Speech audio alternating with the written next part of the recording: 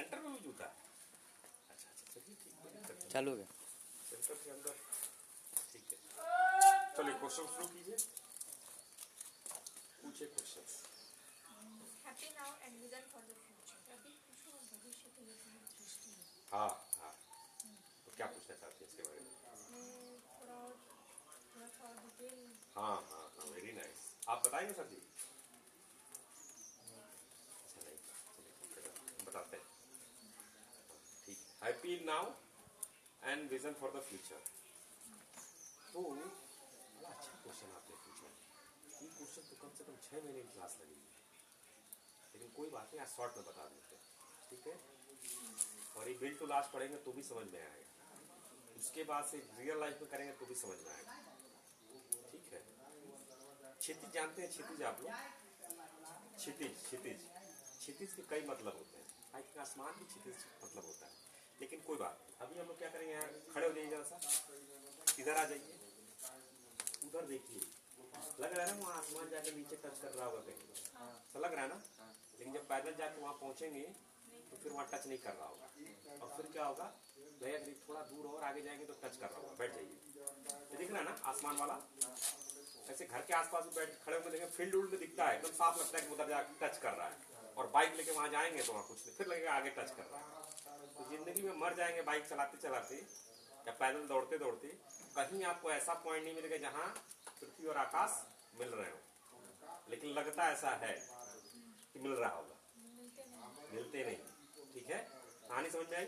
ये वाली कहानी, लगता है कि मिल रहे हैं लेकिन मिलते नहीं है, ठीक? अब आ जाते हैं happy now vision for the future.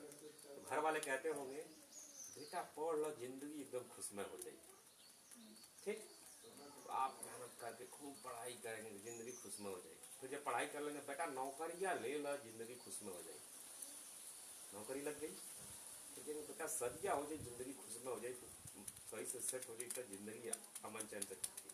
शादी हो गई, एक लड़का हो जाए तब का पूछे के, लड़का हो गई, लड़कवा तनी पढ़ ली, सेटल हो जाए तब का पूछे के, सेटल हो गई, फिर उसके ब्याह की चिंता, ये चलता रहेगा, एक नेवर एंडिंग है। मेरी बात नहीं, जितने एक्सपीरियंस लोग हैं आपने घर में भी आपको दिखेगा, या खुद आप अपने एक्सपीरियंस में भी दिखेंगे। जब 6-7 साल के होंगे, अरे बबनी कुछ दिन तब बतिया वाह पढ़ लेते तो जिंदगी फिट हो जाए, ठीक?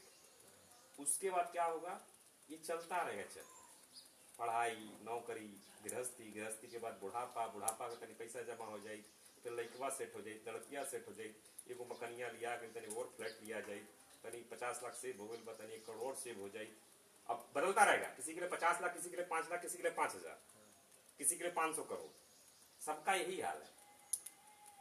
कभी भी क्या होगा, क्षितिज वाली हाथ है कि पृथ्वी और आसमान कभी मिलेंगे नहीं।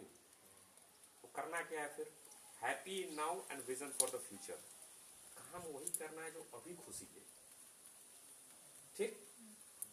काम वो करना है जो अभी खुशी दे, और विजन फॉर द फ्यूचर, भविष्य के लक्ष्य के लिए, भविष्य का लक्ष्य भी उसी दिशा में, दोनों अलाइन होना चाहिए। जैसे मान लीजिए पानी पूरी खा रहे हैं तो खुशी तो आ रही है अभी, लेकिन विजन फॉर द फ्यूचर में कोई मदद कर रहा है नहीं, तो पानी पूरी का क्राइटेरिया कैंसिल हो जाएगा। काम वो करना है जो अभी खुशी दे और साथ साथ आपको जिंदगी में आगे भी लक्ष्य दे। जैसे कि कुछ लोग पढ़ाई कर रहे हैं, बट पढ़ाई उस सब्जेक्ट में कर रहे हैं जिसमें इंटरेस्ट है, तो खुश है, भले कमर दर्द कर रही है, थोड़ा आंख दर्द कर रहा है, लेकिन चलो यार अच्छा लग रहा है कि इंटेलेक्चुअली थोड़ा सा वो है, लेकिन साथ साथ उसमें काम करते रहेंगे तो भविष्य में कुछ अच्छा भी कर सकते हो उस फील्ड में। तो एक भविष्य का भी फ्यूचर बना, विजन फॉर द फ्यूचर, भविष्य के लिए भी दूरदृष्टि होनी चाहिए। काम वही करना है जिसमें अभी खुशी मिले। फॉर एग्जाम्पल, मैं अपना एग्जाम्पल ले लेता हूँ, जैसे मैं मान लीजिए पढ़ाता हूँ या फिर जो भी काम करता हूँ, मुझे अभी भी खुशी मिल रही है, ठीक? आज भी एकदम, अभी इस वक्त भी एकदम कोई जबरदस्ती मुझसे तो नहीं कर रहा है, आप तो जबरदस्ती मुझसे नहीं कर रहे हैं, मेरी इच्छा है, मुझे अच्छा लग रहा है, इसलिए आप लोगों को बता रहा हूँ। साथ ही साथ एक विजन, भविष्य के लिए विजन भी है कि धीरे धीरे धीरे इसमें लोग ऐड होते जाएंगे तो बढ़ता जाएगा, 1 से 1,000 भी हो सकता है, 1 लाख भी हो सकता है, 1 करोड़ भी हो सकता है, कोई दिक्कत नहीं। तो happy now and vision for the future ideal stage है। हर केस में ऐसा संभव नहीं है, लेकिन आज की डेट में संभव है। आज से 10 साल पहले, 5 साल पहले हैप्पी नाउ जैसे आपकी जनरेशन जो हमारे माता पिता या हमारे माता पिता के मतलब बाबा लोग होंगे, उनकी मेन ये थी कि पेट चले, बेसिक भोजन की स्ट्रगल था। मालूम होगा भारत में आज़ादी के बाद या उससे पहले भी यहाँ पे वो आया था, फेमिन आया था, भुखमरी आई थी, भरपेट भोजन नहीं मिलता था। शायद यूएस का सड़ा गेहूं आया था जो हम लोग को मिला, खाए आप लोग। तो आज तो भुखमरी नहीं है। आज आप काम का चॉइस सोच सकते हैं। उस समय तो भाई कुछ भी काम मिले, भरपेट भोजन मिले, वही बड़ी चीज थी। तो उस समय शायद ये नहीं हो पाता। Happy now and vision for the future. लेकिन आज मैं ये बात कर सकता हूँ। अब आपको देखना है आपकी परिस्थिति कैसी है। बट आज की जनरेशन में जितने ही बच्चे हैं जिसके पास डेटा की अवेलेबिलिटी है, डेटा कौन सा, यूट्यूब का डेटा जो ले सकता है, ऐसा इंफॉर्मेशन फ्री है। ऐसी चीजें हजार लाखों चीजें हैं, जो आपको चीज चाहिए जिसमें आपको खुशी मिलेगी, वो चीज अवेलेबल है, ढूंढना आपको है। ठीक, तो हैप्पी नाउ हो गया। एंड साथ ही साथ उसको ऐसा करना है कि साथ में वो आपकी जीविका भी चला दे और आपकी जिंदगी में बड़ा लक्ष्य भी दे दे। समझ रहे हैं? लक्ष्य भी बड़ा होना चाहिए कि कितना भी विजन फॉर द फ्यूचर। एक बनाएंगे बिस्किट, एक कोई भी एक काम करते हैं, एक में मजा आ रहा है, लेकिन अगर 1 लाख भी कर सके उसको, ऐसा सोचना है। एक सोचने के लिए फ्रेमवर्क है। जैसे एक जूता बनाए, खुश है भैया, एक जूता बना रहा है, आत्मा प्रसन्न हो जाता है जूता बनाते हैं। ऐसा कौन बोला होगा? जो एटास के जूते वाले होंगे उनको जूते बनाने में मजा आता होगा। ठीक है, लेकिन एक जूता बनाया 1 लाख जूता ही बना, पूरा वर्ल्ड में उनका जूता चल रहा। ऐसे कोई ऐसा काम, किसी का कोई सितार वादन है, तो अपना मजा आ रहा है, लेकिन साथ साथ तो हो सकता है आगे उसका विजन भी उस चीज को कैसे सितार वादन है, वो भी चीजों को उसको आगे बढ़ाए या फैलाए या देखे करे। इसका बेसिक मतलब यही है। हैप्पी नाउ, खुश आज भी रहना है। कभी नहीं होगा कि कल खुशी आएगी, फिर क्षितिज जैसा हो जाता है। तो धीरे धीरे, लेकिन कुछ चीजें वैसे कुछ बैड हैबिट की वजह से आपके पास आ गई हैं, इसलिए उसको हटाना जरूरी है। लेकिन धीरे धीरे क्लैरिटी, कन्विक्शन एंड कॉन्फिडेंस, धीरे धीरे इनसाइड आउटसाइड अप्रोच से आपको मालूम होगा कुछ ऐसी चीजें होंगी जो थकावट तो होती होगी, शरीर थकता होगा, मन भी थकता होगा, लेकिन अल्टीमेटली अंदर से अच्छी फीलिंग आती है। समझ रहे हैं? शरीर थकेगा, मन थकेगा, लेकिन क्या होगा, वो हैप्पी नाउ आपको खुशी देगा। तो ऐसी चीजें ढूंढनी है धीरे धीरे। 2, 4, 5 साल 10 साल में आप लोगों के साथ जब हम लोग समय बिता रहे हैं, तो इसमें हम लोग मदद कर रहे हैं। कैसे मदद कर रहे हैं? बार बार आप लोग से बोलते हैं रिफ्लेक्शन। जब 8-10 साल की मेंटरशिप आपकी चलेगी तो अपने आप धीरे धीरे आपको लगेगा सर जी इसमें भले ही शरीर थकता है, मन थकता है, बट मजा आता है इसमें। हैप्पी नाउ हो गए। ऐसी फिर ऐसा कोई काम ढूंढे कि वही करना पड़े, और साथ साथ एक बड़ा उद्देश्य भी विजन के लिए उद्देश्य रहे, दूरदृष्टि रहे। जैसे कि आरएसएस है, हेडगेवार साहब ने 1925 में स्टार्ट किया, लेकिन आज जो आरएसएस कर रहा है एग्जैक्टली क्लैरिटी, दूरदृष्टि उनको उस समय ही थी। उसमें 2-4 बच्चों के साथ उन्होंने शुरू किया था। ऐसे छोटे बच्चे लोग करते थे और डॉक्टर थे, और उसमें स्वतंत्रता संग्राम सेनानी के बहुत बड़े मतलब डॉक्टर थे। शादी उदी नहीं की उन्होंने, केवल अपनी जिंदगी उसी लिए समर्पित कर दी। उनको चीज दिख गई। तो हिंदू समाज में क्या दिक्कत है भाई, हमारे पास ताकत भी थी, पैसा बचा, फिर भी हम लोग गुलाम बन गए। उनको लगा कुछ तो अगर हमें आजादी मिल भी जाएगी, लेकिन वो बीमारी दूर नहीं हुई, फिर गुलाम बन जाएंगे हम लोग। इसलिए उन्होंने समाज पे काम करना शुरू किया 1925 में। तो हैप्पी नाउ छोटा सा था, उसमें तुमको नहीं मालूम था कि हमारे प्राइम मिनिस्टर बनेंगे, हमारे गवर्नर बनेंगे, हमारे चीफ मिनिस्टर बनेंगे। उसमें तो कोई उनके गांव में प्रधान कुछ भी नहीं जानता होगा उनको, लेकिन वो अच्छे जानकार थे।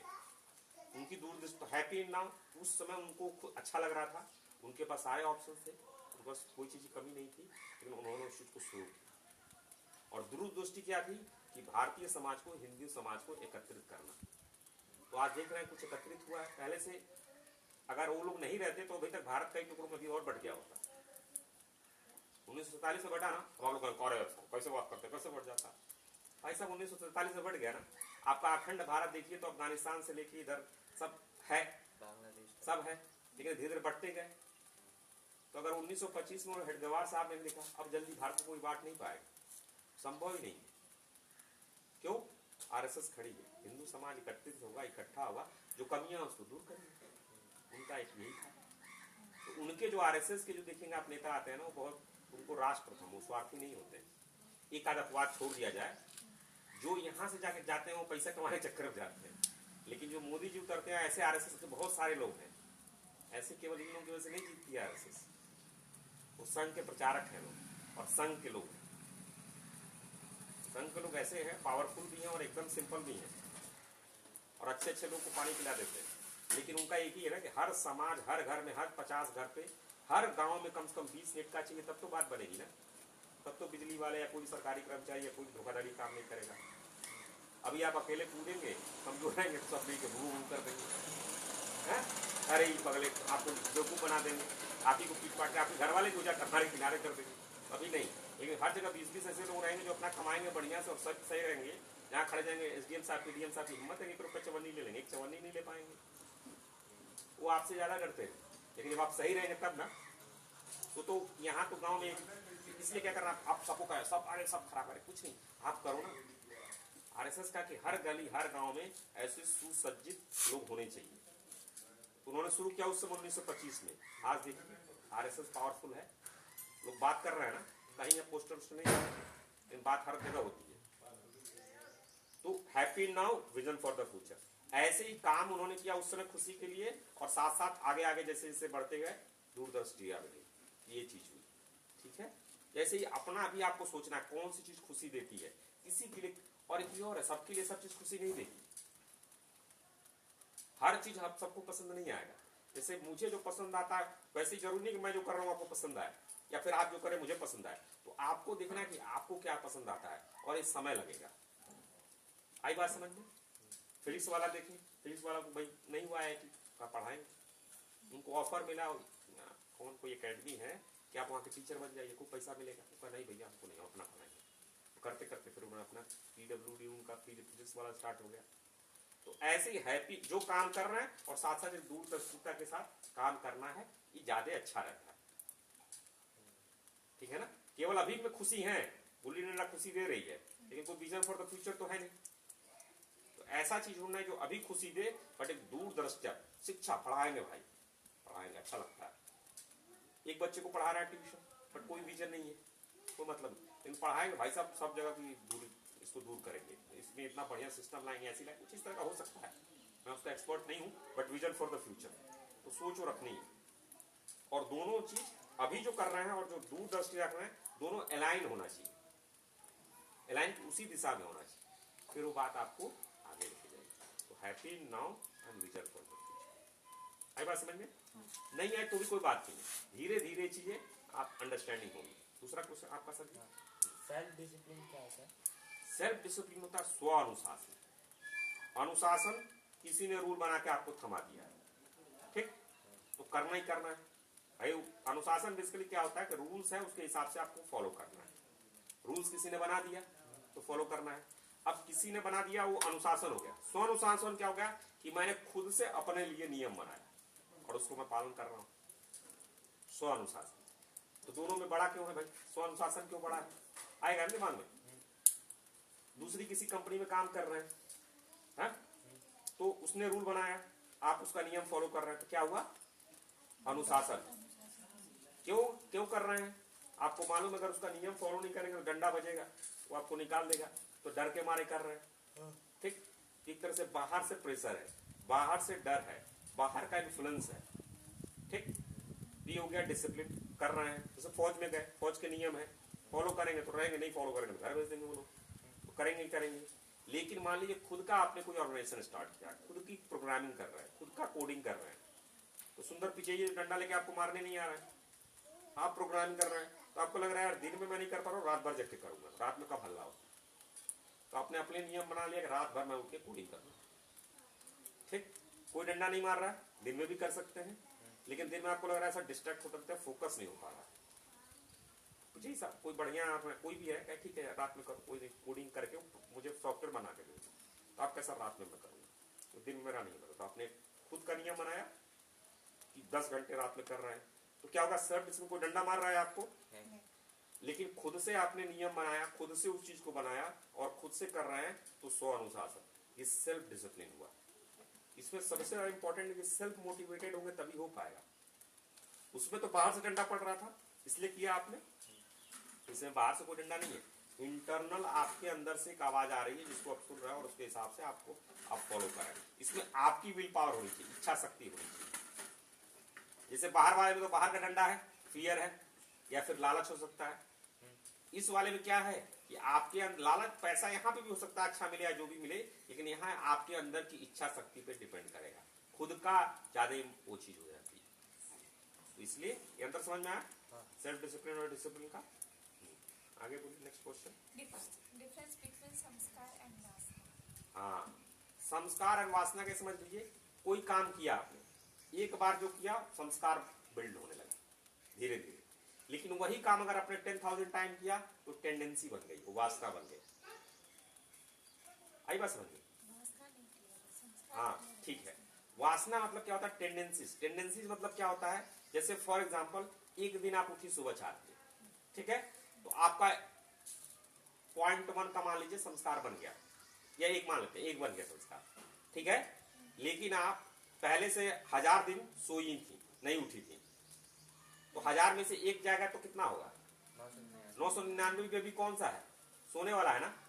तो पहले की वासना क्या है? आपके सोने की है, 999। संस्कार आपने ट्राई किया एक दिन तो संस्कार 1 बना, लेकिन यही करते करते 2 बना तो 998 हो जाएगा, फिर 3 किया तो 997 हो जाएगा। तो जो 1 2 3 बढ़ता जा रहा है, ये टेंडेंसीज बनाती जाएंगी, लेकिन जब ये 1000 होंगी तब आपकी इस वासना को काउंटरेक्ट करेंगी।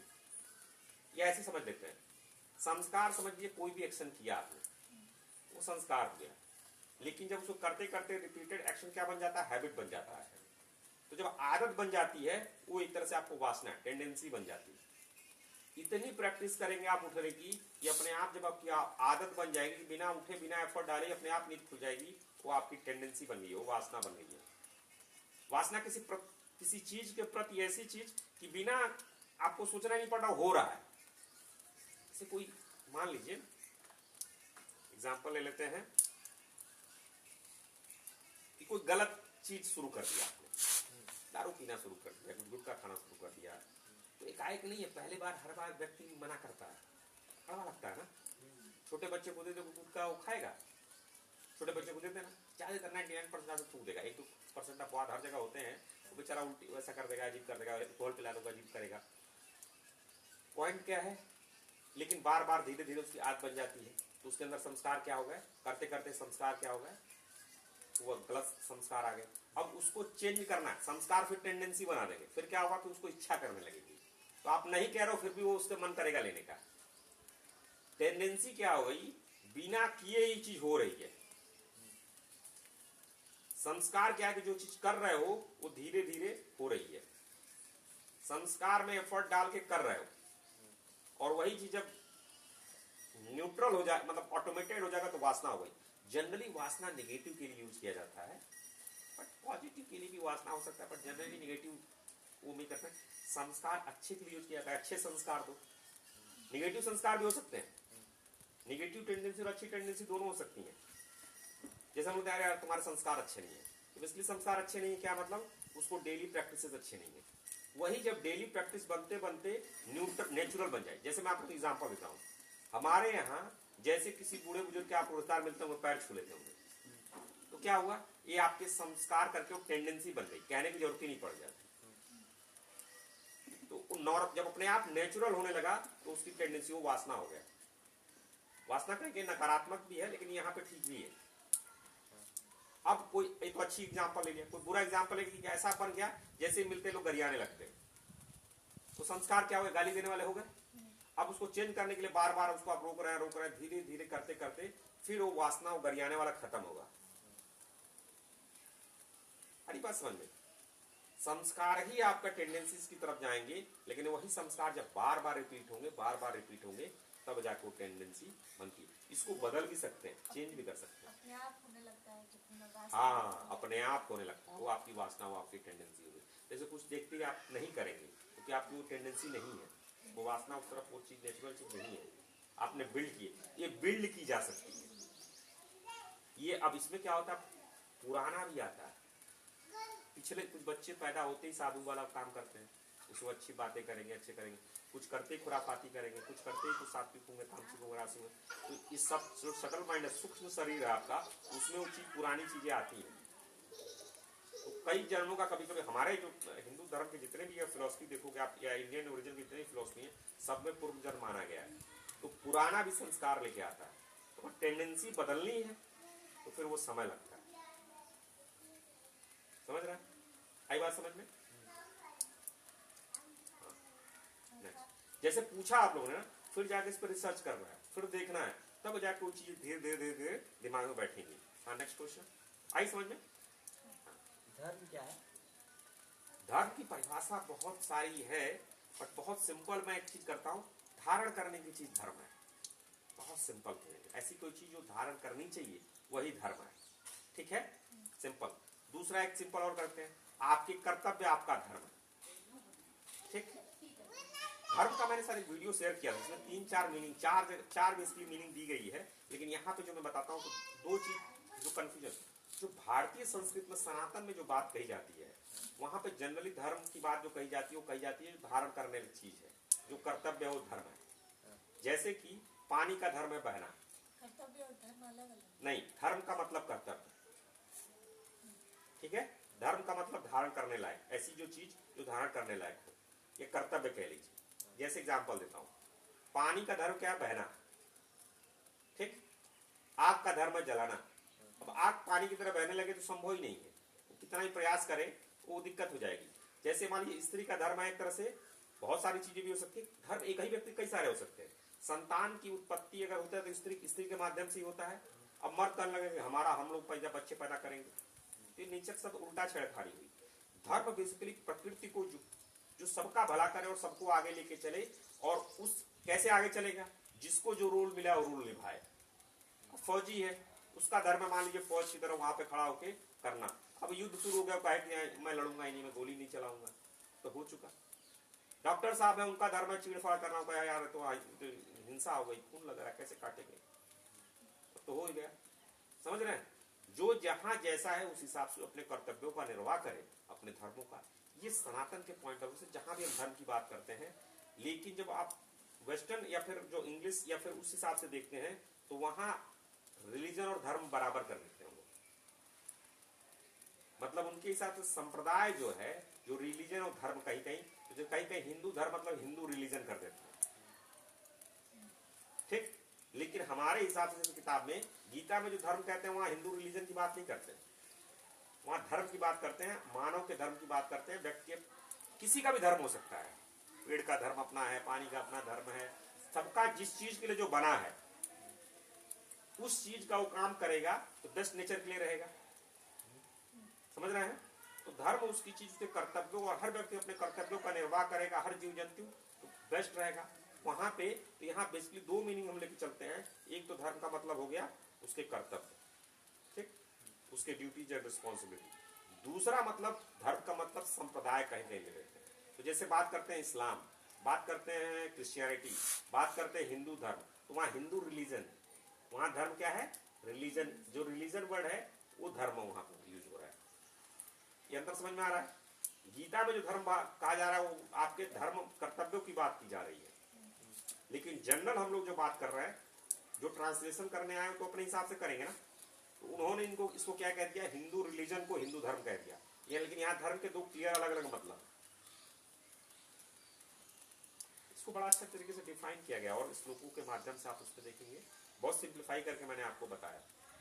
ठीक है, जब हिंदू धर्म बोलते हैं, दो तरीके के धर्म नहीं, धर्म की परिभाषा, धर्म के मतलब दो तरीके के हैं, और भी हो सकते हैं। मैंने देखा था किसी सर ने बड़े अच्छे तरीके से 3-4 माध्यम से बताया था, बट जनरली हम लोग अपने यूज में दो तरह का यूज करते हैं। जब मैं बोलता हूँ कि अहिंसा परमो धर्म, धर्म अहिंसा तथ्यता, यहाँ किस धर्म की बात हो रही है? कर्तव्य की। यहाँ मानवता के या इंसान के कर्तव्यों की बात हो रही है। गीता में जो भी धर्म की बात हो रही है, किसकी बात हो रही है? किस तरह इंसान को किस तरह कर्तव्यों का निर्वाह करना, उसकी बात हो रही है। लेकिन जब बोलते हैं धर्म सारे एक हैं, तो किसकी बात कर रहे हैं लोग? वो जब हिंदू मुस्लिम सिख ईसाई इस संप्रदाय को धर्म बोल रहे हैं, तो ये चीज क्लैरिटी रखनी चाहिए। Next question. I am receptive to open criticism as it helps to become a better version of myself. हाँ, मैं खुली आलोचना को स्वीकार करती हूँ क्योंकि इससे मुझे खुद को बेहतर बनाने में मदद मिलती है। जैसे कि आलोचना, हाँ, बता रहा हूँ। कहाँ का है? हाँ, जैसे किसी ने कहा आप बहुत गुस्सा करते हैं, तो जिसने कहा उसको थपड़ियाने लगूंगा नहीं। ठीक है, गुस्सा करते हैं, बताओ भाई, मैं वीडियो रिकॉर्डिंग करता हूँ अपना, जहां सही लगा वहां। अगर मैंने क्रिटिसिज्म अलाउ नहीं करूंगा, क्रिटिसिज्म सही तरीके, मैंने कहा I open to, I am receptive to open criticism. हाँ, ओपन क्रिटिसिज्म, या कोई व्यक्ति मुझे क्रिटिसाइज करता है, इसके लिए बिल्कुल रिसेप्टिव हूँ, उस चीज को निगलेक्ट नहीं करता। मैंने किसी से नहीं कहा मेरी शिकायत न करें, शिकायत करें, शिकायत को सुनना है और देखना है शिकायत में तथ्य है कि नहीं है। अगर शिकायत में तथ्य है तो आपको इम्प्रूव करने में बहुत फायदा करता है। एक बड़ा अच्छा कहा गया, निंदक नियरे रहती है आंगन कुटी समाये, बिन साबुन बिन पानी बिना, कुछ इस तरह का है कि निर्मल हो जाए, कुछ इस तरह का है। मतलब अपने आसपास ऐसे लोगों को रखना चाहिए जो आपकी निंदा करें। क्यों? इससे क्या होगा? निंदा करेंगे, आपको क्रिटिसाइज करेंगे, तो बिना साबुन बिना पानी के जैसे व्यक्ति अपने को सफाई, बिना साबुन और बिना उसके ही आपकी सफाई होने लगती है, मतलब आप अपने में इम्प्रूव करने लगेंगे। एक कविता, एक दोहा है सर कबीरदास का, देखिएगा इसको। बट यहाँ पे क्या कहने का मतलब है कि आपके क्रिटिसिज्म, किसी ने मान ली कहा बाढ़ ये चुकी है, चाटा मार दे तो लौट जी, अब उस पर आप उसको गरियाने लगी, उस पर लड़ने लगी, बात तो सही कह रही है भाई। किसी ने कहा कि कमजोर हो, पिनपिनाट को छोड़ना है। किसी ने कहा कमजोर है, कमजोरी को दूर करना है, दौड़ना है। किसी ने कहा बहुत अग्रेसिव है तो अग्रेशन को कम करना है। किसी ने कहा बहुत चिल्लाते हैं तो चिल्लाहट को कम करके सही टू द पॉइंट काम करना है। समझ रहे हैं? तो अपनी क्रिटिसिज्म को सकारात्मक तरीके से लेना है। जैसे मान लीजिए किसी ने आपकी बुराई की, अब बुराई पे नहीं उससे लड़ने लगना है, लेकिन पॉइंट समझना है कि उसमें तथ्य है कि नहीं, लॉजिकल है कि नहीं, और लड़ना ही नहीं है, उस चीज को देखना है, लॉजिकल अपने में इंप्रूव करना है। जैसे फॉर एग्जांपल किसी ने कहा कि यार ये व्यक्ति की लैंग्वेज अच्छी नहीं है, बोलने का तरीका ठीक नहीं है, सर बोल नहीं पाते। अब आप आके उसके लड़ने लगे, कहा है सही बात है, बोल के दिखाएंगे भाई, प्रैक्टिस करेंगे अपनी। तो इस क्रिटिसिज्म से क्या किया इन्होंने? स्पाइरल अप हो गया। और दूसरा होता जा करते अपन देख नहीं ला, अपने बाबा के तो देखने नहीं की, तो बाबा बोल पाओ तो ना मुंह बोल नहीं पाओ, मुंह टेढ़ हो जाता, तोरे नाई की जानत नहीं की, तोरे काकी की जानत नहीं की, आप कुछ कर दी तो मतलब हुआ इसका। ये ओपन टू क्रिटिसिज्म नहीं। ओपन टू क्रिटिसिज्म है तो सही है तो उसको सुधार करना है, और सही नहीं है, फालतू है वो वाला, नॉट हैविंग ऑल वाला, जो आपको आएंगे बेवकूफ बनाएंगे, तो चुपचाप उसको नेगलेक्ट करना। आई बात समझ में? और इतना कभी कभी मैं आप लोग से फीडबैक लेता हूँ, कुछ आप लोग मेरे बारे में कहते हैं, उसमें मैं सुनता हूँ और उसको फिर इम्प्रूव करने का प्रयास करता हूँ। जैसे एक डांटने मारने वाली बात मुझे भी सही नहीं लगी, तो धीरे धीरे एकदम कम हो गया, खत्म ही कर दिया मैंने एक तरह से। बात उन लोगों को भी सही लगी थी जो बाहर के थे, हम लोग तो पीटे हैं, हम लोग को पीट के ही वही मैच कर गए, लेकिन उनकी बात सही लगी कि नहीं, अब वो समय नहीं है, समय के हिसाब से चीजें इंप्रूव करनी है। अब मैं कहता भाई बड़ा, कौन कहावत करते हैं, अंडा सीखे हुए बच्चा के पीछे, सुने कि नहीं आप लोग, घर में कहते होंगे तो, लेकिन वो सही नहीं है। तो मैंने ये नहीं काटी अंडा सीखे हुए बच्चे नहीं, क्रिटिसिज्म सही लग रहा है तो उसको इंप्रूव करेंगे। समय बदलता है, उस हिसाब से अपने हिसाब से उस चीजों को बदलना है। हाँ, नेक्स्ट। भारत पर्सपेक्टिव और इंडियन पर्सपेक्टिव का है। हाँ, देखा आप लोगों ने, वो ऐसे कहाँ लिखा था? व्हाट्सएप ग्रुप पे वैसे भेजा था मैंने, पढ़ा आप लोगों ने?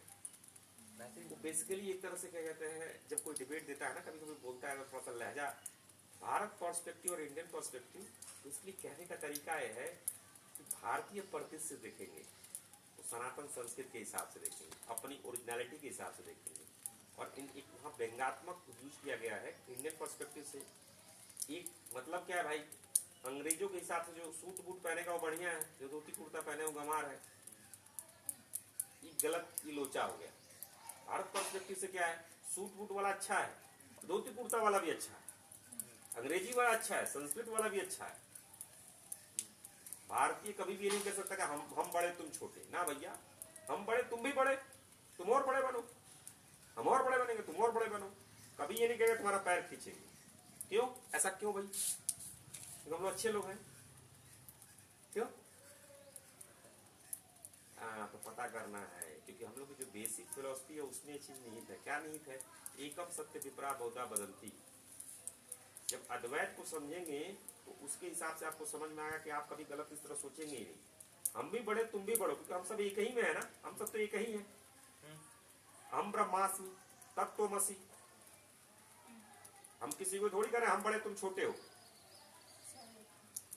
तो उस हिसाब से हम क्या कहेंगे कि तो भारतीय परिदृश्य है। कहीं कहीं क्या करते हैं हम लोग, इसलिए वहां पे जब आप पूरा उसमें क्या सेंटेंस था, पूरा और कुछ सेंटेंस था Indian perspective versus Bharat perspective, और था पर मैंने वो नहीं लिखा। हाँ तो उसको लिखे होते तो मैं थोड़ा सा और कॉन्टेक्स्ट बता पाता, क्योंकि वहाँ एक कॉन्टेक्स्ट था। कॉन्टेक्स्ट यही था, आई थिंक इसी हिसाब से कुछ था कि भारतीय सोच को रखना है और हमारी खुद की फिलॉसफी अच्छी है उसको समझना है। आपने शंकराचार्य जी को पढ़ा नहीं, आपने विवेकानंद जी को पढ़ा नहीं और बाकी आप दूसरे सबको पढ़ रहे हैं, भाई अपना भी पढ़ के देख लो। खराब हो अगर अच्छा ना हो तो बात समझो, लेकिन अगर सही है तो क्या गलत है भाई। उसको जब पूरा क्वेश्चन लेके आएंगे थोड़ा उसको मैं और डिटेल में बताऊंगा, ठीक है जी। वहां पे यही होगा, इसी हिसाब से वो कहोगे। कभी कभी जब क्वेश्चन आए तो कॉन्टेक्स्ट लेके आया कीजिए, कॉन्टेक्स्ट के हिसाब से चीजें बदलती है। कॉन्टेक्स्ट समझ रहे हैं क्या, जो उसके बारे में जो बताया उसके बारे में जैसे पूछिए, ठीक है। चलिए जैसे मान लीजिए आपकी मम्मी है, आप 4 पराठा खा ली और उस वक्त करे मम्मी 1 पराठा और दे दो, तो मम्मी करे अब नहीं देंगे, तब तक कोई कह रहा है माई तो अपन लइकवा खनबे नहीं देते रही, 4 पराठा वाला बात नहीं जानता। वो आके कॉन्टेक्स्ट क्या देखा कि लड़का मांग रहा और माँ ने नहीं दिया, अरे गजब दिया यार, अपने लड़का खनबे नहीं दे ली, और उधर 4 खा चुके हैं और पेट अब फटने वाला है। उनको मालूम है माँ का भाई 4 ज्यादा होगा तो इसका पेट खराब जाएगा, हैवी भी पराठा बनाया है। तो कॉन्टेक्स्ट भी जरूरी होना चाहिए, वरना फिर वो मीनिंग ही अलग कहीं कहीं बदल जाती है। चलिए नेक्स्ट क्वेश्चन। क्रिएशन इन इंफॉर्मेशन टेक्नोलॉजी सॉफ्टवेयर डेवलपमेंट। हाँ जैसे आईटी होता है ना, आईटी इंडस्ट्री, कोडिंग, ये सब चीजें, या फिर आईटी सॉफ्टवेयर, इंफॉर्मेशन टेक्नोलॉजी, ये सब उसी में, वहाँ भी आप बहुत कुछ बना सकते हैं, चीजें कर सकते हैं। तो अभी वहाँ पे थोड़ा सा नहीं किया आप लोगों ने, बट वहाँ हमेशा स्कोप होता है। जैसे इस टेक्नोलॉजी आएगी स्कोप उसमें होता ही होता है, तो इसलिए वहाँ भी धीरे धीरे करना है, आईटी में भी सीखना है, वो प्रॉपर सब्जेक्ट ही है। जैसे आपका स्प्रिंग बोर्ड का एक आता था ना, क्या कहते हैं इन्फोसिस वाला, तो उसमें प्रॉपर उसका कोर्स है। माने अगर आप इंजीनियरिंग बनना चाह रहे हैं तो पूरा इंजीनियरिंग का कोर्स ऑलरेडी है, जिसको अगर आपने पढ़ लिया, ठीक है, आईआईटी वाईटी हो चाहे ना वो अलग बात है, उस कोर्स को पढ़ लिया और आपने प्रूफ ऑफ वर्क दिखा दिया कि आपका काम उम्दा स्तर का है, और डायरेक्टली किसी कंपनी को भेजेंगे और उसमें आप में दम लगेगा तो आपको ले सकता है। बेसिकली अच्छे कॉलेज से बच्चे क्यों ले आते हैं, क्योंकि प्रूफ ऑफ वर्क उनका होता है ना, कि अगर अच्छे एडमिशन कॉलेज में एडमिशन मिला मतलब रैंक अच्छी आई होगी, पढ़ने में तेज होंगे, अच्छी जगह हो गए, यही मतलब हुआ ना। आज की डेट में क्या कह रहा है, ऑलरेडी कोर्स स्ट्रक्चर्स पूरा क्लासेस रखी हुई है। सीके टोल वाला मैंने शेयर किया, उसमें काफी सारा दिया हुआ है। बहुत से ऐसे साइट्स हैं जो एमआईटी के बहुत सारे कोर्सेज हैं, MIT Massachusetts institute of technology, IIT के रैंक 1 वाले कई छोड़ के चले जाते हैं एमआईटी। जो आईआईटी में रैंक जिनकी आती है फर्स्ट सेकंड, बहुत सारे ऐसे हैं जो चले जाते हैं आईआईटी एमआईटी, तो उनके भी कोर्सेज हैं। करके आपने ऐसा प्रूफ ऑफ वर्क बढ़िया मतलब कुछ बना के ऐसा जो लगे दमदार है, और आपने किसी कंपनी को भेजा, उसको ठीक लगेगा, आपको ले सकता है, समझ रहे हैं। तो उससे रिलेटेड मैंने एक थोड़ा सा आइडिया दे दिया कि इंफॉर्मेशन टेक्नोलॉजी भी बहुत इंपॉर्टेंट है, ठीक है, जैसे कोडिंग, कंप्यूटर, इन सब चीजें से रिलेटेड जनरल टर्म मैंने डाल दिया कि आप लोगों के दिमाग में कुछ एक ये रहे।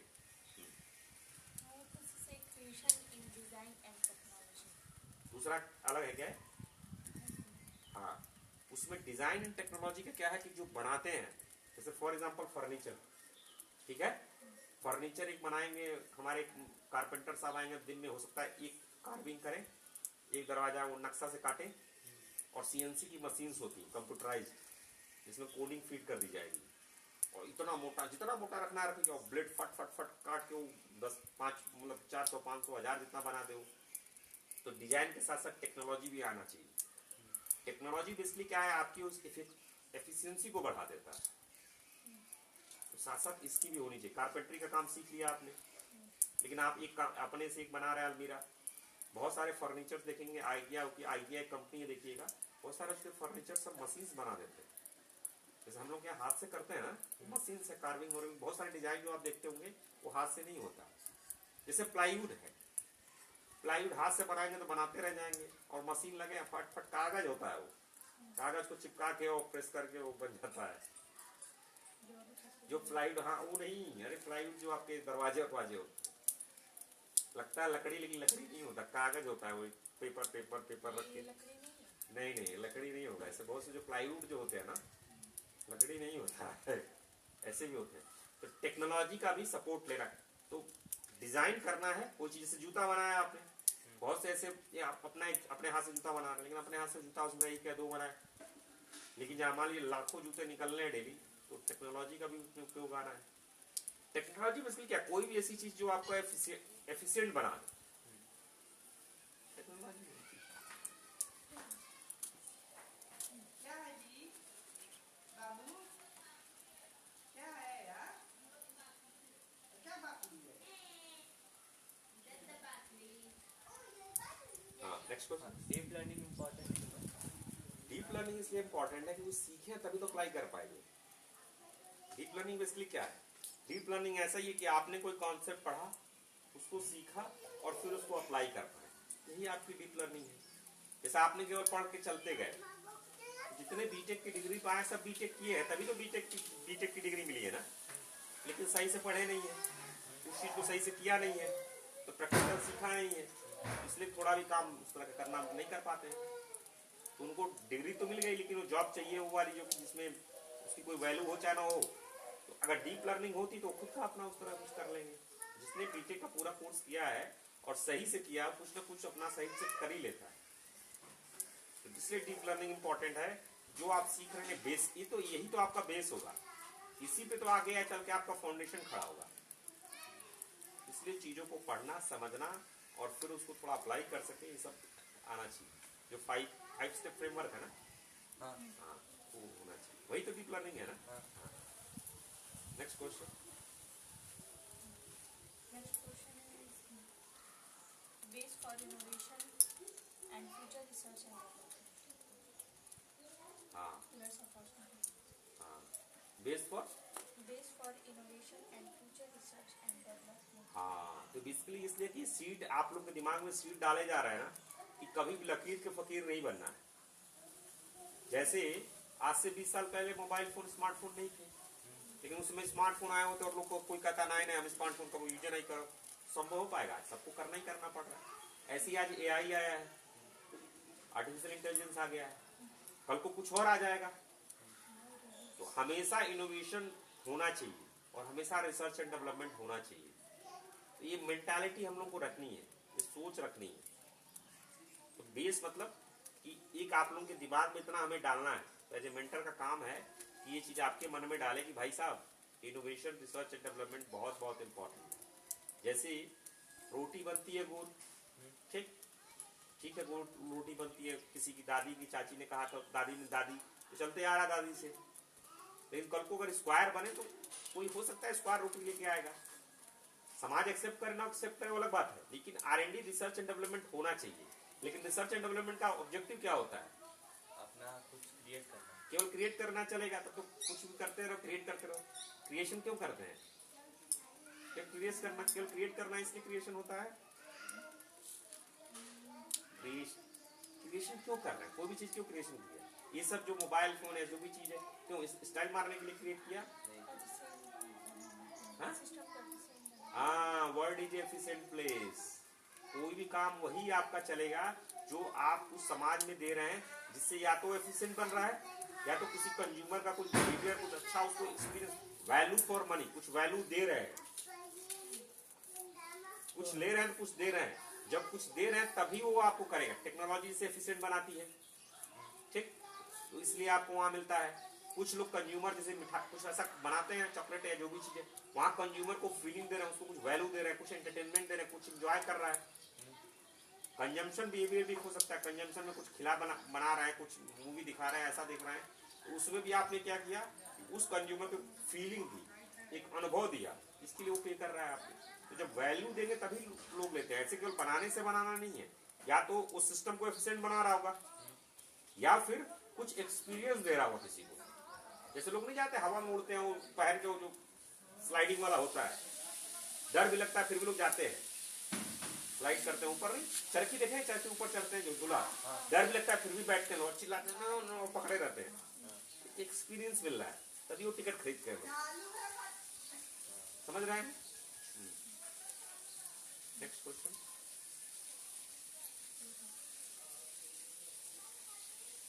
इवनिंग मीटिंग जरा पानी नीचे आएंगे दीदी, देखिए उधर है जग पानी का, नहीं ऊपर रखा है पानी, देखिए नहीं अच्छा आ जाइए, ठीक आ जाइए, ठीक ग्लास है क्या वहाँ पे, दौड़ ये लेते आइए खंगा के। हाँ सर, क्वेश्चन क्या है आपका? इवनिंग मीटिंग क्यों करते हैं? हाँ, इवनिंग मीटिंग क्यों करते हैं? सुबह क्या हुआ, तो बेसिकली सुबह क्या है?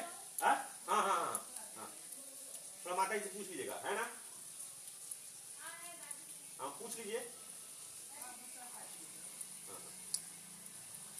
इवनिंग मीटिंग इसलिए करते हैं कि सर दीदी को भी आ जाए दीजिए, कर लीजिए तब तक। अभी तक जो कहा समझ में आया आपको?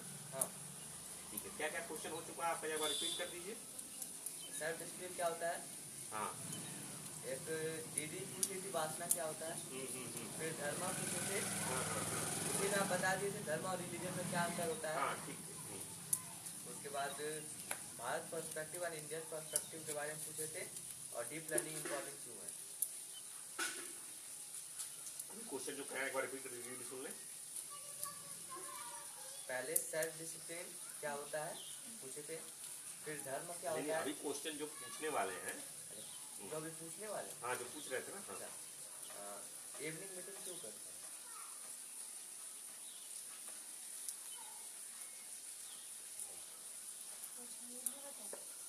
देखिए क्या है, ह्यूमन में खाना क्यों खाते हैं? भूख लगती है। भूख लगती है। दिन भर क्यों नहीं खाते? दिन भर नहीं लगती है। हाँ? दिन भर तो नहीं। टाइम टेबल बनाए हैं, दिन में 3 या 4 बार, हाँ। एक बैलेंस की भाई इतने टाइम पे भूख लगे खाएंगे। ऐसे ही सुबह आपको लोगों को देते हैं स्टार्ट करने के लिए कि दिन की दिनचर्या शुरू करने वाले जो प्लान एंड डू हो, और शाम को एक करते हैं जो किया क्या सही किया कि नहीं, इसलिए उसको रिव्यू करना। तो जो सुबह आप मीटिंग करते हैं, एक तो रात में ही डिसाइड कर लेते हो। जब सुबह वो डिसाइड कर रहे थे तो प्रॉमिस तो आप लोगों का रात में ही हो जाना चाहिए। 13 घंटे का प्लान किया, लेट उठे तो ऑलरेडी प्लान आपका, फिर आप उसमें जब रिव्यू यहाँ करते हैं तो और चेंज कर सकते हैं। इस पर हम लोग अलग से चर्चा कर लेंगे। अभी आपके क्वेश्चन का जवाब देता हूँ। बेसिकली शाम की जो मीटिंग करते हैं इसलिए करते हैं दिन भर जो हुआ कैसा गया, एक कांस्टेंट वही चलेगा, begin with and in mind, plan do review improve and repeat. तो हर दिन स्टार्ट करना है, सोने से पहले प्लान कर लिया, सुबह उसको एग्जीक्यूट किया, सुबह रिव्यू मीटिंग में डिस्कस किया, फिर शाम को किया। करते करते ऐसा करना है कि बाय डिफॉल्ट आपकी टेंडेंसी ऐसी बन जाए, वासना बन जाए कि आप एक फट फट फट फट फट फट कर लें, मतलब नोटबुक की जरूरत ही ना पड़े, एकदम अपने हिसाब से कट कट हैबिट बन जाए। तो इसलिए दोनों समय ये मीटिंग कराते हैं, इसलिए कराते हैं। सुबह वाली जैसे स्टार्ट ऑफ द डे है और शाम वाली एंड ऑफ द डे है। ठीक है, सुबह में फोकस ज्यादा क्या है प्लान पे, और शाम में फोकस ज्यादा क्या है रिव्यू पे। हाँ, next question.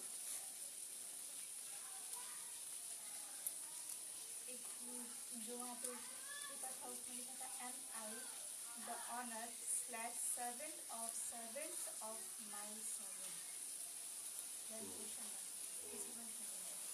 Am I the owner / servant of servants of sir my S और उसका भी फर्क है।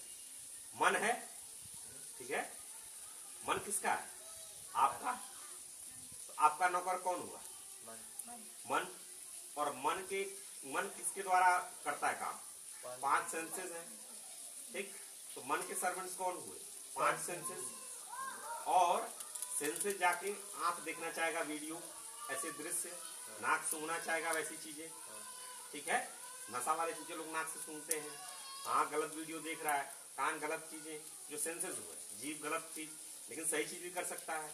अब क्या हुआ, आपको जीभ कह रहा है अरे यार अभी खाना खा के उठे, फिर कह रहा है थोड़ा सा कुछ और खा लेते हैं, चल दिए खाने के लिए। फिर वो कान कह रहा है यार चलो यार वो कुछ बात हो रही गॉसिप, चल दिए उधर गॉसिप करने के लिए। तो बेसिकली क्या है, अब मैं जो हूँ सेंसेस का नौकर बन गया हूँ। मालिक किस, मैं तो मालिक हूं ना, मेरे नौकर मन के नौकर 5 सेंसेस, और सेंसेस काम कर रहे हैं। अब मैं क्या कर दिया हूं कि मेरे नौकर के नौकर सर्वेंट्स मेरा नौकर मन, इसके सर्वेंट्स 5। अब मैं क्या इन 5 के नौकर बन गया हूं कि जो कह रहा हूं कर रहा हूं। ये आपको देखना है कि आर यू द ओनर, मालिक हो ना, तो मालिक हो तो मन को मेरी बात माननी है, और मन जो कहेगा उसके बाद सेंसेस को माननी है। हाँ? और सेंसेस मेरे हिसाब से चलने चाहिए। तो सारी चीजें जब एक अलाइन में होनी चाहिए। अगर आपका नौकर कौन है? वहां अगर सिंगुलर बोला गया तो नौकर किसकी बात की गई है? मन की। और सर्वेंट्स बोला गया है, नौकर बोला गया, कई सारे नौकर बोला गया, कौन से हैं? 5 सेंसेस। तो इन 5 सेंसेस के आप नौकर हो। Am I the owner of servant? Am I the owner और सर्वेंट ऑफ सर्वेंट्स? हाँ, तो सर्वेंट्स कौन हुआ? हाँ हाँ, ये हुआ मन। ठीक, ये मेरा सर्वेंट हुआ। इसके 5 हो गए यहाँ पे। अब मैं क्या, जो यहाँ सेंसेस 5 अलग अलग है ना, या 5 मान लीजिए लकड़ी बना लेंगे, तो अब मैं इसका नौकर बन गया हूं। जहां जो कह रहा उधर जा रहा हूं, जबकि मैं तो इसके जो मालिक है, इनका मालिक हूं ना। Am I the owner? जैसे ये यहां मन था, मन के यहाँ 5 सेंसेस हैं, और 5 का एक ही ले लेते हैं, मान लीजिए जीभ ले लेते हैं, तो मैं जीभ का नौकर बन गया हूं। जो कह रहा तो खाए जा रहा हूं। अरे भाई 4 टाइम तुमको खाना खिला लिया ना, अब हर समय तुम कुछ खाई जा रहे हो कुछ। तो एम आई द ओनर? किस चीज का ओनर? इसका ओनर, और इसका नौकर ही। अब इसका नौकर मैं बन गया हूं। तो एम आई द ओनर और सर्वेंट्स और सर्वेंट ऑफ माई सर्वेंट। आई बात समझ में? मैं मालिक, मेरा नौकर मन, मेरे मन के नौकर 5 सेंसेस, और 5 सेंसेस, तो मैं उन सेंसेस का नौकर बन गया हूं आज के लिए। हाँ, ठीक है। रसगुल्ला खाना है, खाएंगे भाई, खिला दिया उसको रसगुल्ला। अब रसगुल्ला खाने कर रहा, मुंह में खा लो, कह रहा वहां मीट खा लो, वहां ये खा लो। अरे यार, तो जब जो कहोगे वही करेंगे तुम्हारे हिसाब से। ये चीज है।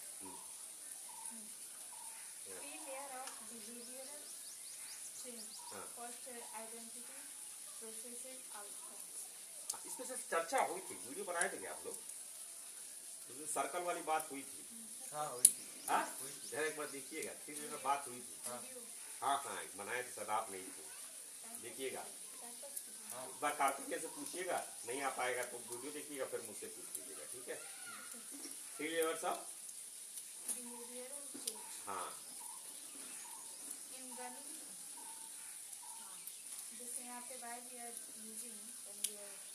नहीं अभी क्या है, जो क्वेश्चन में पूछा था प्रोसेस आउटकम बोला, वीडियो आपने कहा ना? हाँ वीडियो बनाने तो उसको देखिएगा। Next question.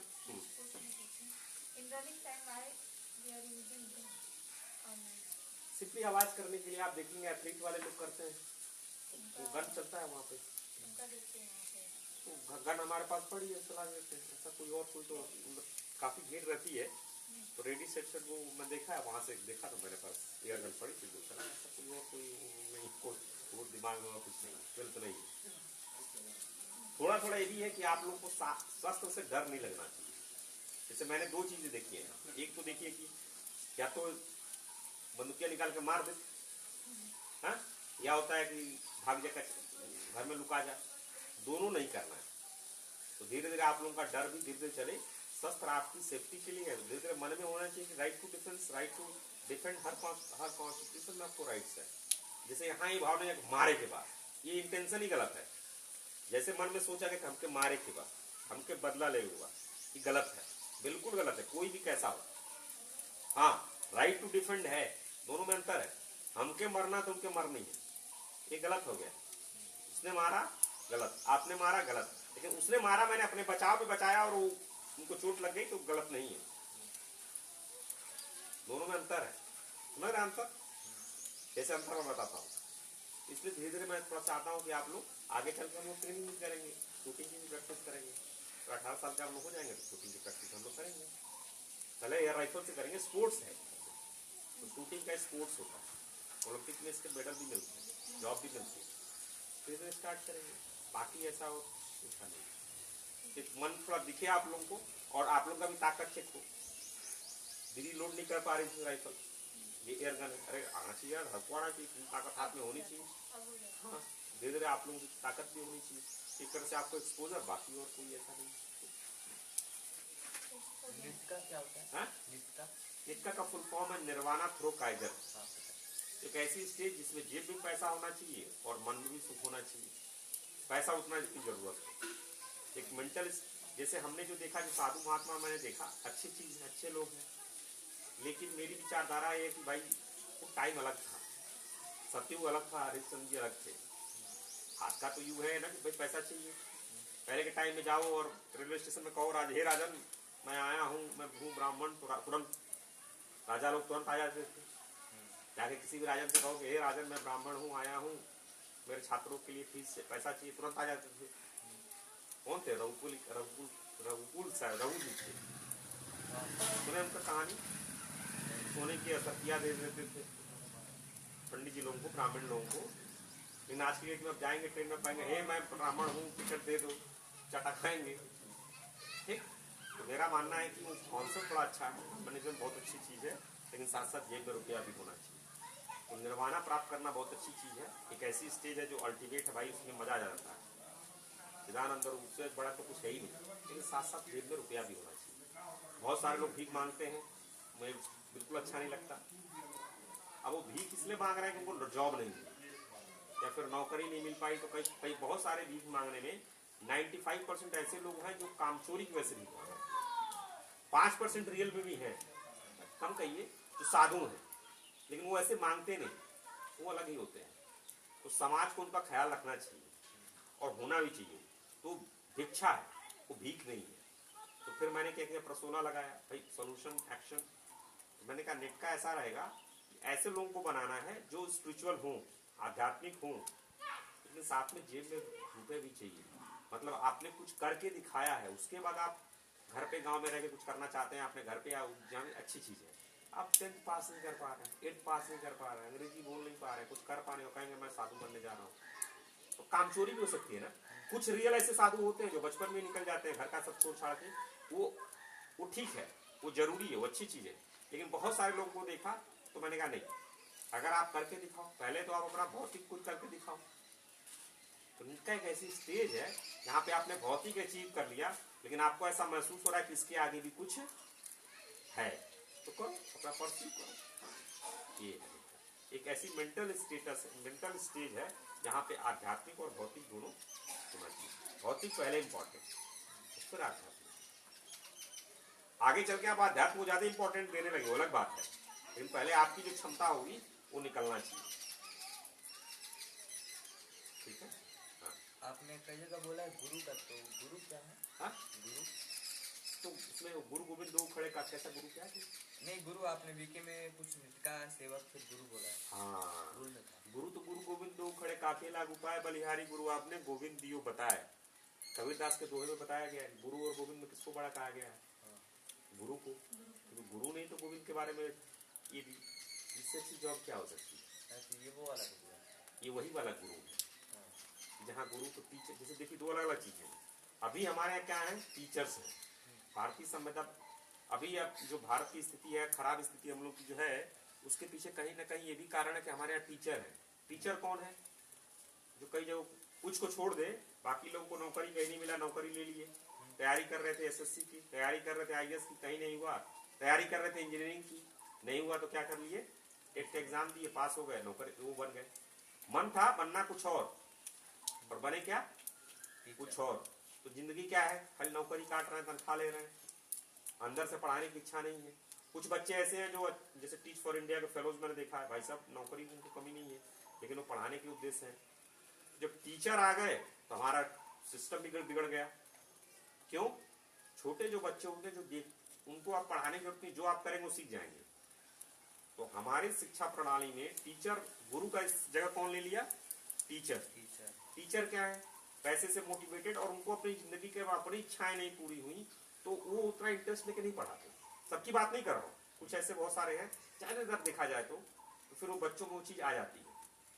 लेकिन जो गुरु है, मान लीजिए ब्रह्म ऋषि कोई वाल्मीकि जी है, या फिर जिसका भी ऋषि मुनि जो भी है, वो फील्ड में एक्सपर्ट है, तो अगर वो चीज कर भी रहे हैं और वो पढ़ा भी रहे, तो बच्चे देखेंगे तो अपने आप वो चीज अडॉप्ट करने लगेंगे। ये मैंने देखा जो हायर इंस्टीट्यूट, जैसे हमारे यहाँ भी जो कुछ टीचर्स आते थे वो कंपनी के CIO चीफ ऑपरेशन ऑफिसर होते थे और इंडिया हेड होते थे और क्लास लेते थे। तो ऐसे जब टीचर आके पढ़ाते थे तो पढ़ने में उनका अलग ही एक एक्सपीरियंस आता है।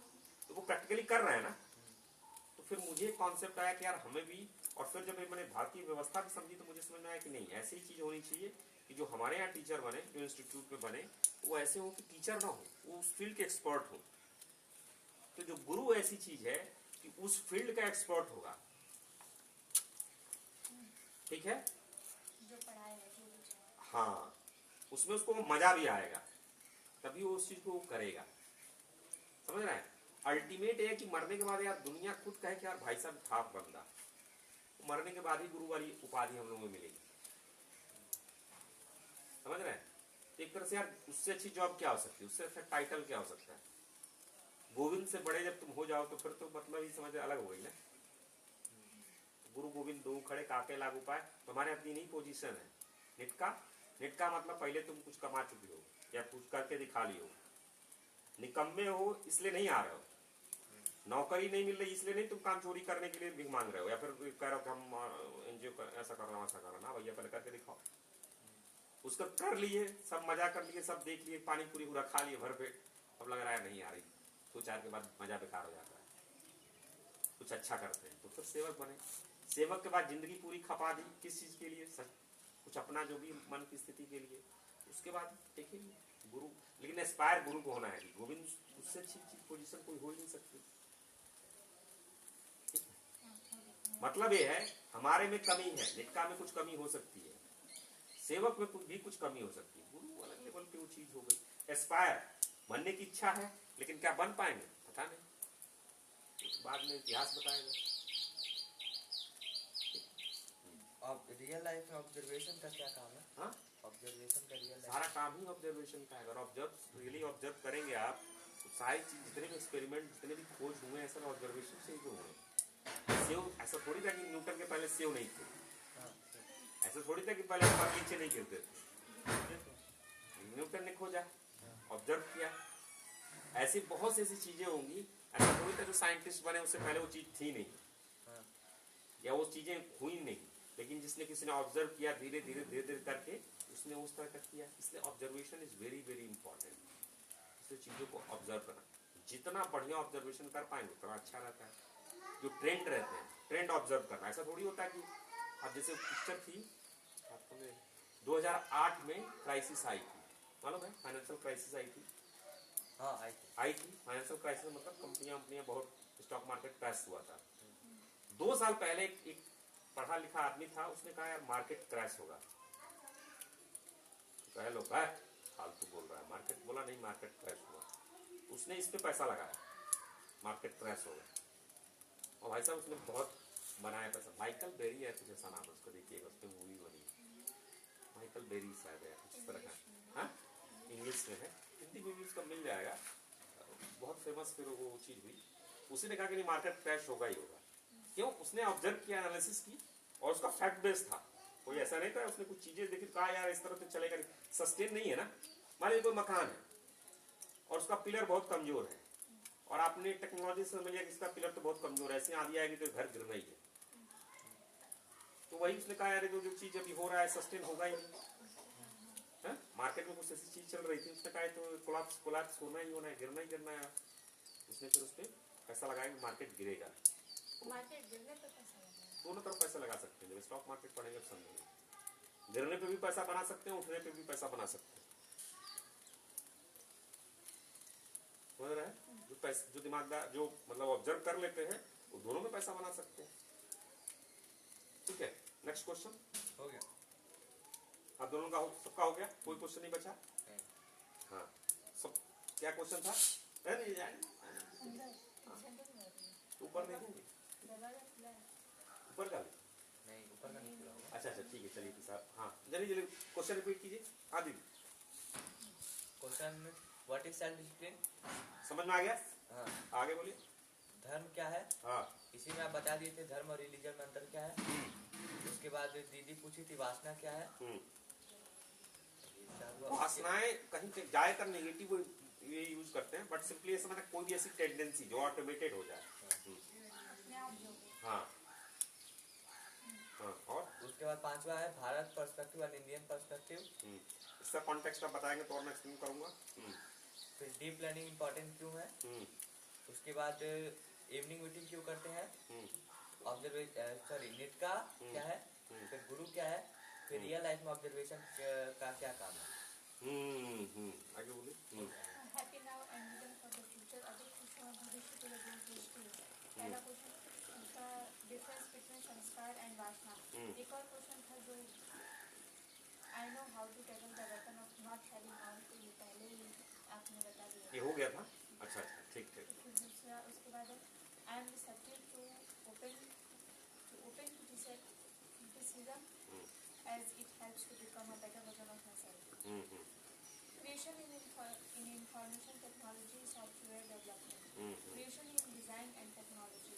Base for innovation and future research and development. Am I the owner, servant of servants of my servant?